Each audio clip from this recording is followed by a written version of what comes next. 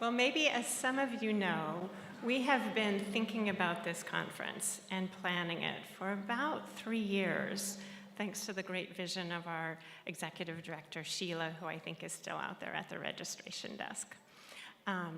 But we are so excited that you're here, and we're so excited about the speakers that we have coming, and just about the greatness of this document that we're celebrating, Humana Vitae. Again, it just brings me great joy. I remember years ago when I read it for the first time, it wasn't what I was expecting. I remember thinking, this is great stuff. Why isn't everybody on board?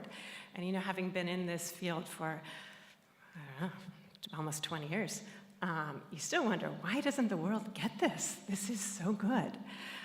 Because what it really tells us is God loves you. He loves you the way he made you. He made you male and female, and you don't need to be modified to be loved, because we've seen contraception modifies you. And after you're modified, you can be used. We've got the Me Too movement. But what Humana Vitae just shouts is that when he made us male and female, he knew what he was doing.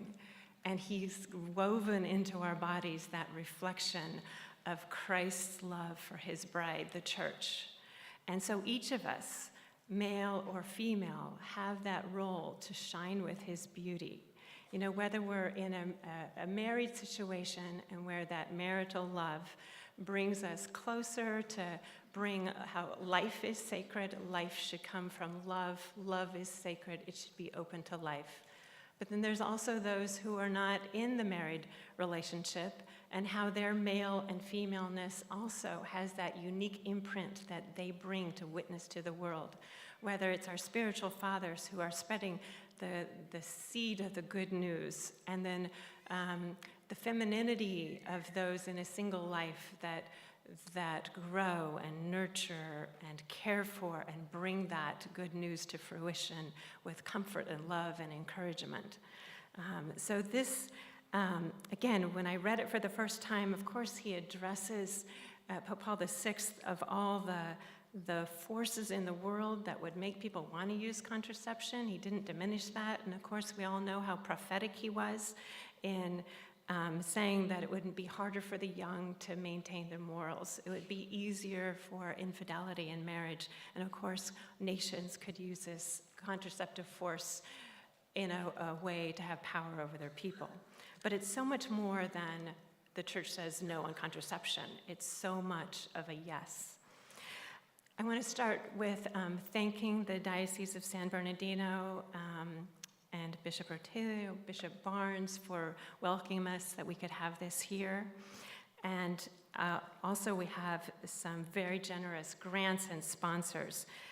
The Castor family, the Knights of Columbus, our Sunday Visitor, and the Catholic Communication Campaign gave us a grant that helps us with the videotaping here, helped us with the communication, and one of the things we used that money for is the Celebrate HV50. Hopefully all of you have seen that site, that you weren't maybe just registered by somebody else, but that's an ongoing resource for you. And if you haven't done it yet, we really encourage you to go up there and put in who is your Humana Vitae hero and tell us a little bit about why. And if you have your own Humana Vitae story, those little clips that you can make with your smartphone are really powerful messages. And we want that to be as powerful of a website. So if you have people who are confused about Humana Vitae, or just like, what's the big deal, that you can refer them to that site because stories have such a powerful message. So I would really encourage you to keep using that site, tell people to upload their stories. And now I want to share one of my Humana Vitae hero stories. Archbishop Cordileone, as many of you know him, has been on our board for a number of years. And I am always very joyful and humbled to work alongside of him. And he didn't come with just a distant kind of blessing for our group, but he was in there, in the weeds of what's the best slogan. And to seeing him in action of his heart to get this message out, to not water down the truth, tell the truth with conviction and love, convenient or inconvenient, and with creativity to how do we get this message so it's fresh and it's new to as many people as we can.